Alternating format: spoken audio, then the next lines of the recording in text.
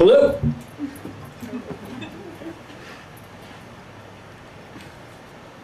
Thanks so much for being here tonight. I'm super thrilled to get to read with my friend Matt again. Hopefully it's the second time of many. And I want to say a huge thanks to Justin and Kyle for having me, and to Aaron for having me again. I'm going to read some poems from this new book, Sermons and Lectures, both blank and relentless. The book only has five poems in it. It's got kind of 3 long sequences and 2 shorter things that try to make sense of the sequences. And I'm just going to kind of read around in it, and then I'll probably read a couple of things from Wolfface too. And I should say, if I start sweating profusely, it's just part of the act. You don't have to be alarmed.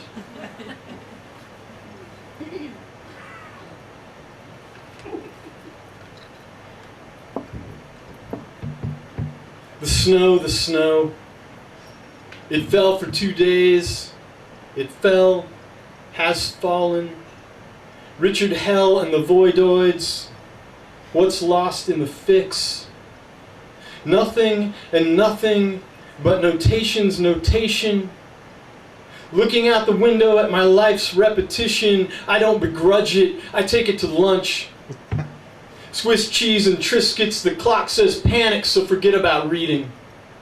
You listen with your heart to the flutter of blood. It was cold. I felt satanic. 2 new stories and a dream of metaphysics.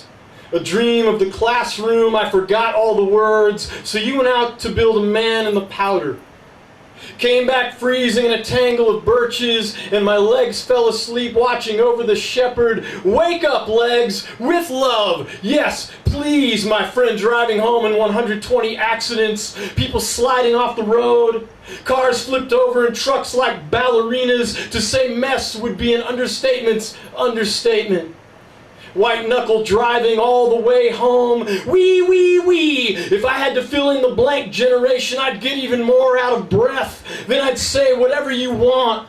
I got a hole in my universe, chorus, yeah, I'm the new noises and also all the old ones at the very same time. Orange notebook and loving your presence. Look out the window at the birds and the fishes. When we fall, we're the devil, but when we rise, we're redemption. City elm, my couch to my yard. Azure is a fancy word for America, where once I heard singing, which is just finery with me. I've got more la-la than medulla oblongata. Hear it fly, it's on my sleeve, this sermon on snow and early punk rock. I will not engage in argument. Let the Kierkegaards and Whitmans duke it out with the critics. The Kierkegaards and Whitmans will win every time. What I got by sitting still and laughing with my little girl. Hell is always better when it's blasting in the kitchen, and nothing's always something when it's followed by tonight. Tonight. I stay in the room sweeping. There's a lot on the floor, arboreal rice and beaches, some 1,000 novel pages. In the mail arrived a vortex, terrific, unexpected. This voice is to distortion as frost is to a preacher. A class of raging fire, the roof is rather weeping. I'm so thrilled about my notes on negation, and also the ones on a dissonant squall. I can see their faces, and their faces are the rapture. I play the eternal with my life paratrooping. Piglet pajamas and the news I remember. February 2nd, 1979. I was at my grandma's watching TV in the basement.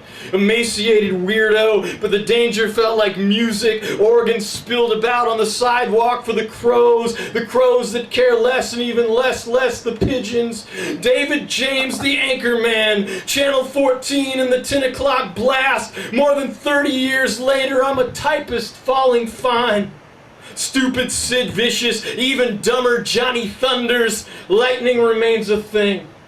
I love to watch it sprawl. There are moments when it feels like it's reaching out to touch me, and then you show up with some flowers or pasta. What could be more minimal, befuddling, and true? The idea of people is an idea when it hits me wherever I'm breathing and wherever you roam, and not just any people, but you know who you're bleeding. You better wake the teacher since it's history fleeing, and now we're in the moment we can blow the fucker up, to flood the nomenclature, to further our ambition and murder the carcass of everybody's winter. Durable reactor, I want to be as relentless as you are relentless, no matter how old or how high in your jaw. There are things so at random that the monster stays focused, even looking stupid, I'm aglow.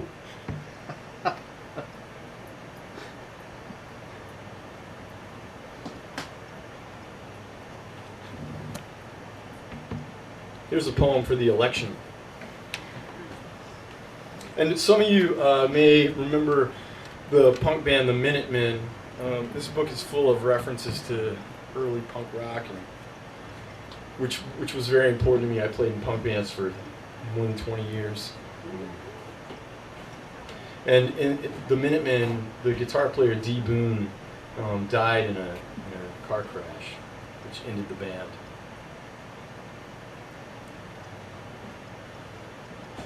Dear D. Boone, the 80s passed me by.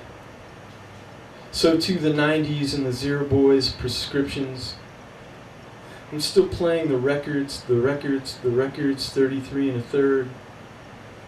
My mind in a vorticist's difficult light. What does that mean, and why say it? It's confusing. Sorry, so sorry. Dead shepherd, not amusing. The aforementioned dump truck. Third time's a charm. I say a little wish on you who hover in the darkness. All I know is this: the spot where you got hit. The stars break a sweat, all to figure human beings. Might as well load up and beat the streets for nowhere special, and yet this burns so impossibly beautiful and long. That's why I can't stop proliferating nonsense and love. The angles of the bass in a Minutemen song. Twinkle, twinkle, blah, blah, blah. Maybe this is only of emphatic punctuation, or maybe it's more than the surgeon ever wonders why somebody's body doesn't up and walk away from the battlefield moment. Tiny pieces of shrapnel splatter more than a pumpkin. I stand for language, and it tells me, sit down. I know it's super jumpy, this moment in the hedges. So much wrapped up in this flood of flood lightning. I'll gladly pay more taxes if our kids can go to college. I have a funny feeling we should help each other out. Also, that greed should be regulated thusly. Take more than your share, your life in your hands.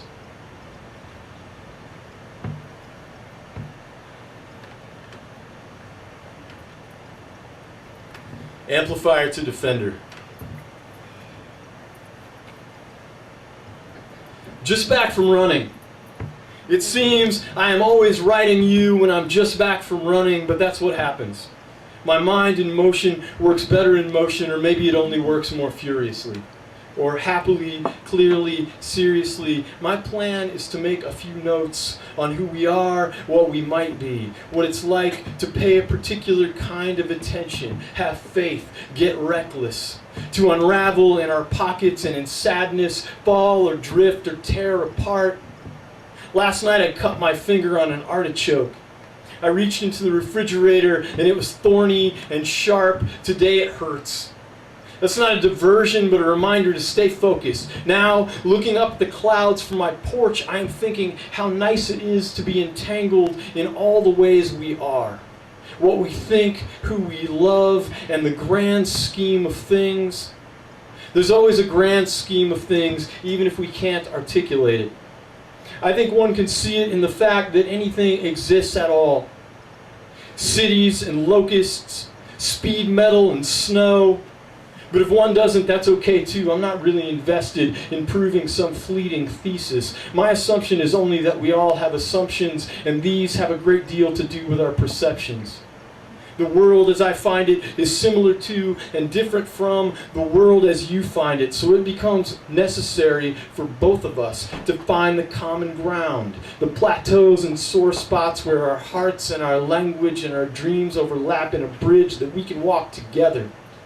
As Lynn Haginian notes, language, unlike other artistic materials, doesn't only exist in multitudes of contexts, it is multitudes of contexts. And given that there are multitudes of languages, you can see how reality doth spiral out of control. Depending on your perspective, I suppose this could be thrilling or terrifying or both. One can't be out of control in control, that is, both reckless and careful all at once, and yet in a significant way with words we always are. We employ and deploy language simultaneously. It is, by its very nature, both a thing that we use to mean other things and a thing that means out beyond us, in spite of our best efforts to keep the portrait in focus. E.g., I cut my finger on an artichoke. I reached into the refrigerator and it was thorny and sharp. The artichoke or the refrigerator? Both. And I love that. I don't want to fix the ambiguity. I want meaning to radiate. I want to make sense, but I also want sense to be made of me, both by myself and other people, and regardless. As Matthew Rohr put it, I must learn to say the things I never intended to say. And then I want to add, I also want to learn to say all the things I intended to say, intended and unintended in the very same breath. This seems to me a power inherent in language itself, to make and remake, to vision and revision, to act and react to the world as it throbs, or culture as thesis, antithesis, synthesis, fear, and some trembling necessary and full, barbaric yops. Walking home drunk the other night, I said a bunch of weird good things, and you did too. And while it's hard to remember exactly what, the shadows of what and the feelings still linger. Even now, even sober, we were so fired up because the night was so ridiculously in flower. So, and me and you, electrified and shocking, terrific and true, and we were laughing together, leaving our strung out presence like presents around the city. Me an amplifier and you a defender. One thing I definitely remember is talking earlier. Earlier when? Earlier ever, about how you convince everyone that you're talking directly to them, and I convince everyone I'm dangerous with speed. It's true. I like being worn out even when I read, and sometimes too overwhelmed and even panicked, though mostly after the fact. When experience kicks me and everything turns black or polka dot or mechanical bull or post-avant, my teeth in the trees, my blood on the windshield, it's just an indication that I need to act decisively, to do something for myself, with myself, and keep living. It's the best I can do for the people who'd miss me, but more importantly for the ones who I would miss terribly. Life is overwhelming for good and for ill.